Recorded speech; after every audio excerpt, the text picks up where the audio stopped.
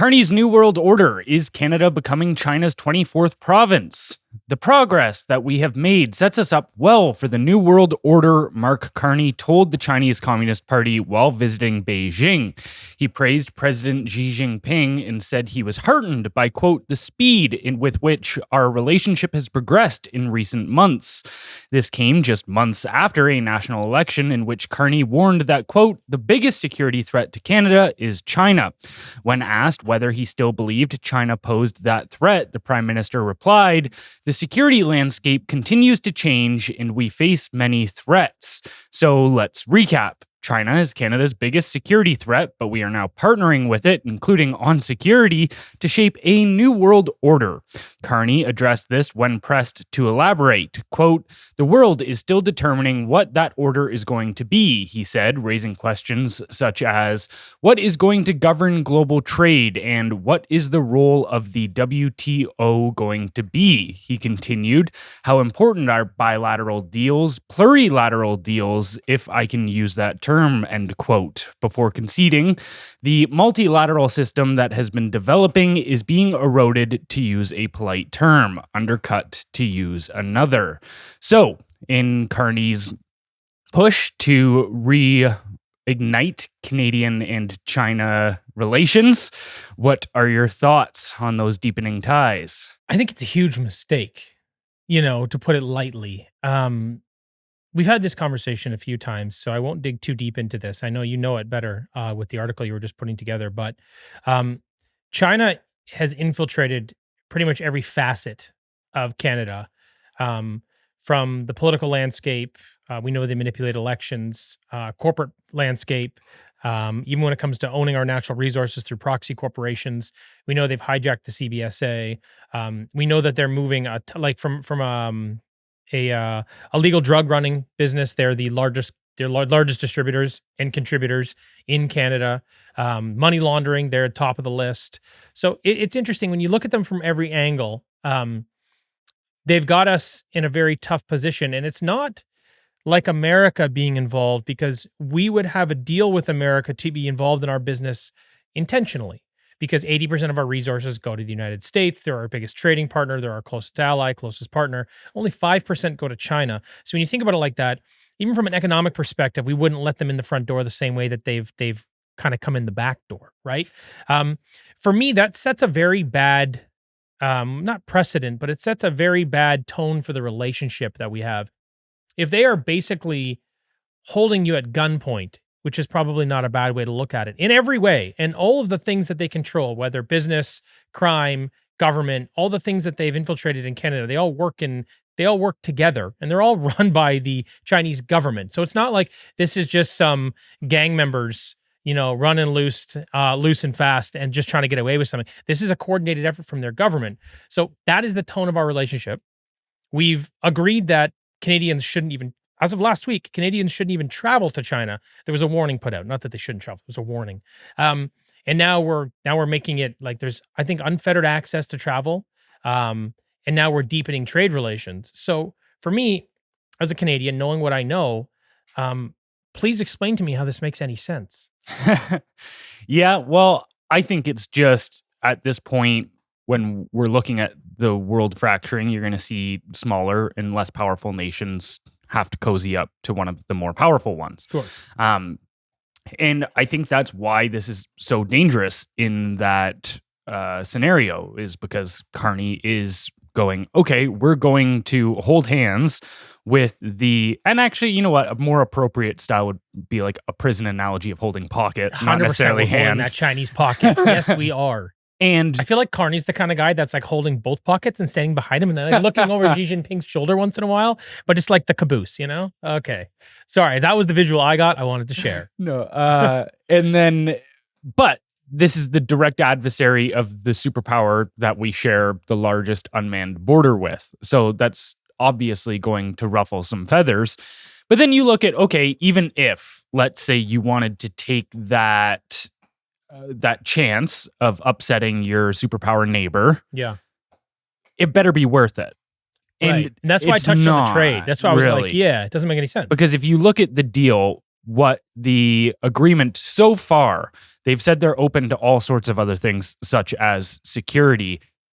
But the agreements so far is that Canada is going to be reducing tariffs on Chinese electric vehicles from 100% to 6.1%. Yeah, well, how else are we going to make everybody in Canada drive an EV by 2035? Also, just to put it out there, people don't want EVs. So I know this is a bit of a sidebar. The market has spoken. The market does not have emotion like people think. It either does or does not commit to something. People do not want electric vehicles, especially in Canada. And we also know, not for nothing, we don't have the grid to actually power these cars. So it's a complete pipe dream.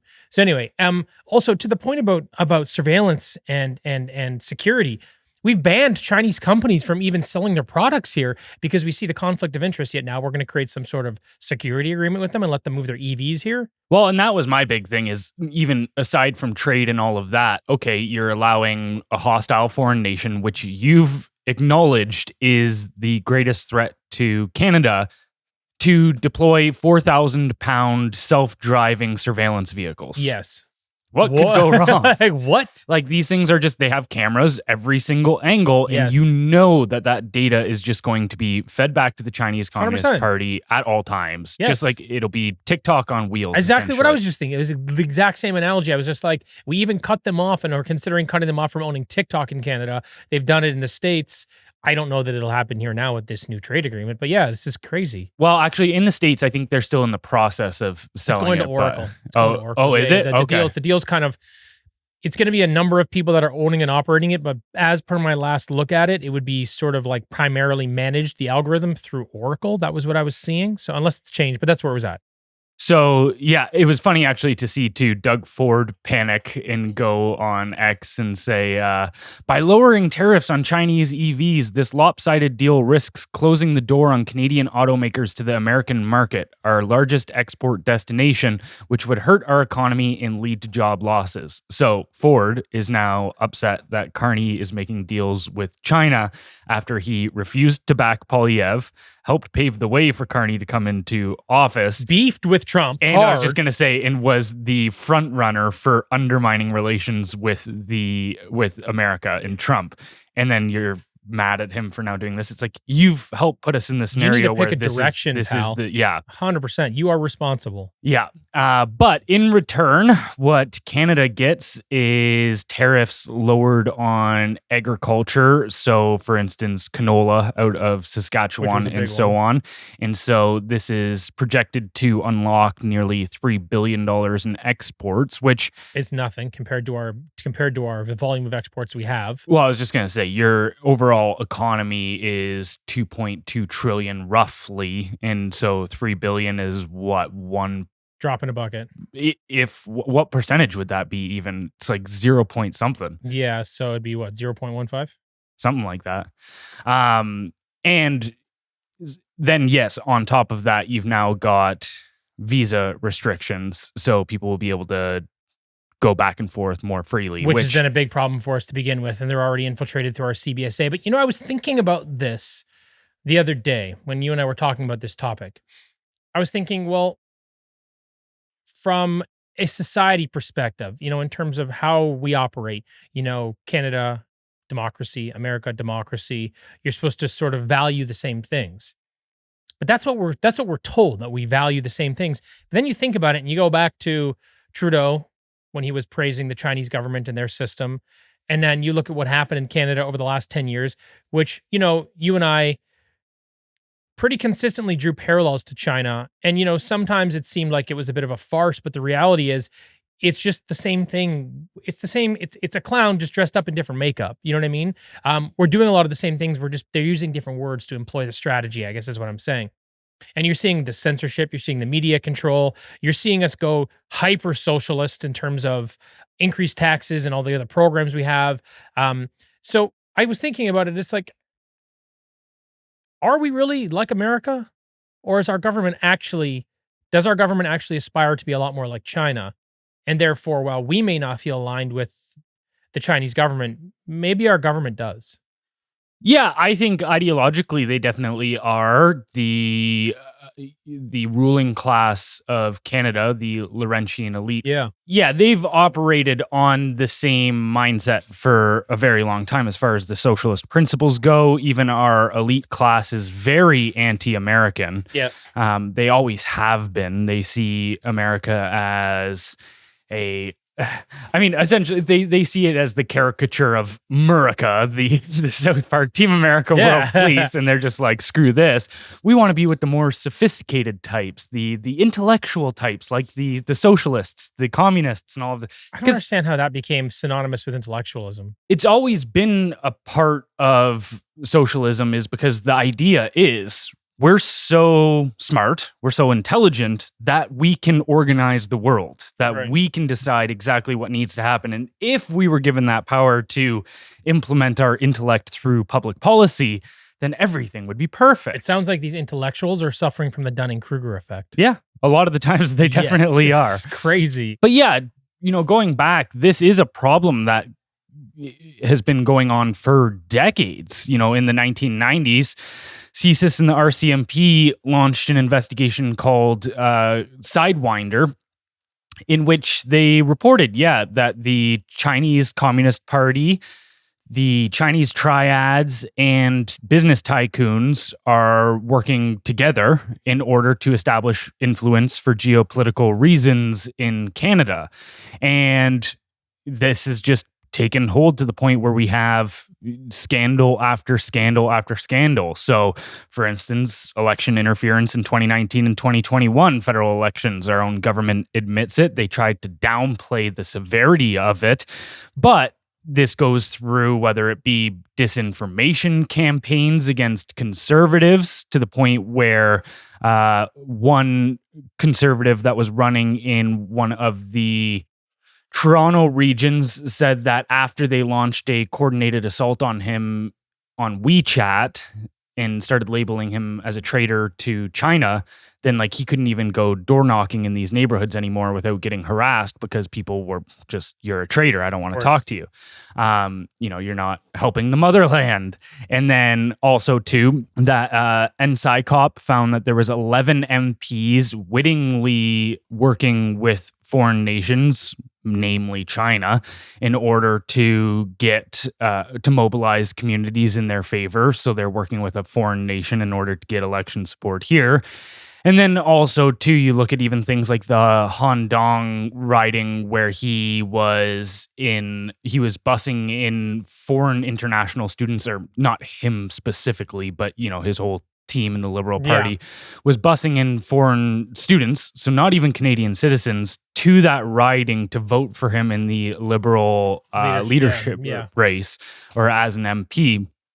And so they're elections, you look at the political hostages when we arrested Huawei, the Meng Wanzhou of Huawei, for America. Then China responded by pretty much kidnapping two Michaels and using them as political leverage. And then also, again, Han Dong allegedly was telling China through back channels to not release them because it would give the conservatives in Canada a edge.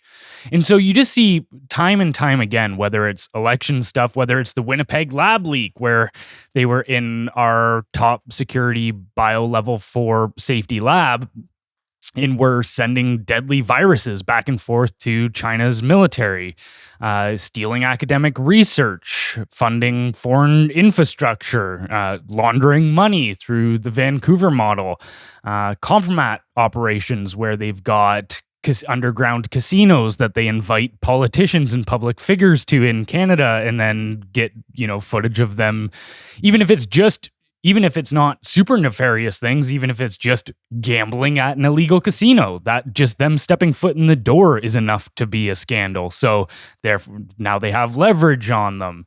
You look at criminals like Paul King Jin, who is suspected to be laundering hundreds of millions of dollars through Canada, where he's getting around CBSA. Like, for instance, he went to Panama, used a fake passport there. They sent him back, and then CBSA waves him on through. Like, there's just no issue there. Or Nortel, which was our telecommunications company, where it was found that China was hacking and stealing IP from them. It pieced it apart and then turned it into Huawei, basically. Yeah, pretty much. Like, as soon as Nortel fell, not directly because of the Chinese hacking, but as soon as they fell, Huawei came into the picture and took over a lot of their market share, because Nortel had 70% of the world's internet traffic at one point. That's wild. Really crazy. It was like our crown jewel. Yeah. It was our Shopify essentially now. And so they came to market, Huawei, right afterwards with stuff that looked very similar to Nortel, or even to the last one that I'll mention here is the bounties for political opponents, like where Paul Chiang, a liberal MP, was joking with Chinese media that somebody could kidnap Joe Tay, which was his conservative opposition, and bring him to the Chinese consulate for $1 million bounty. And you go like, how, first of all, how are these things allowed to happen over the last couple decades? And, seemingly nobody in Canada is talking about it. And two, how are we now doubling down on our partnership with this nation? This is the big problem, right? So the way that I see it is like Canada and the United States are like brother and sister in a sense, but it seems like Canada doesn't like their bigger brother. And that's fine. You can bitch and moan and complain and not get along with your siblings. That's totally fine. That happens all the time. But when it comes to a foreign adversary or a foreign threat, i.e. you're on the schoolyard and someone's pushing one of your brothers or sisters around, all the nonsense and arguments you have with your brother or sister, they go to the wayside. You jump in and front kick that guy in the face. That's what you do. That's how this is supposed to work. You don't side with the bully and then kick the shit out of your brother. You don't do that. And that's what it seems like we're doing right now. It seems like, you want to sit there and complain that you're not always seeing eye to eye with your sibling. That's fine. But when the opportunity presents itself to choose family over literally foe, there's no choice to make. To me, this makes no sense. And then you think about this from a broader, on more of a broader picture. What does this make? What does Canada look like in the next 10, 20 years? Because you can't possibly have a deeply entrenched relationship with China and be a northern neighbor of the United States who sees them as the number one and most direct threat. That's not going to happen. This is going to be like Cuban Missile Crisis type shit. Because if you let China in here and then you give them a foothold in your security and somehow in your military, I don't know, I'm just throwing some ideas out here. But if you're deeply embedded with these people, and now they're a direct threat to the United States on their northern border, the largest unmanned land border in the world, how do you think the U.S. responds? Right. Not well. And what do you think this does to our economy when 80% of our goods are traded to America approximately? What do you think this does to our future? I would say it lights it on fire for some what? Short-term gain? I don't even see the gain. I don't even see the value today. I don't see any of it. Maybe I'm an idiot. Maybe it's there, but I see none of it today, and definitely a much bigger problem in the future. Yeah, and I even had some people reach out to me and say that this is a 4D chess move, and really it's all there. It's purposefully making it so that there's a pretext for Trump to get more aggressive onto pulling Canada into this fold, and that Carney's essentially giving him the reason to go forward with pulling, like, annexing Canada, so to say. Now, I don't think that that's actually the case here. I would argue against that pretty firmly, actually, because the thing is, the only way America takes Canada is through a peaceful operation. Otherwise, you have total chaos.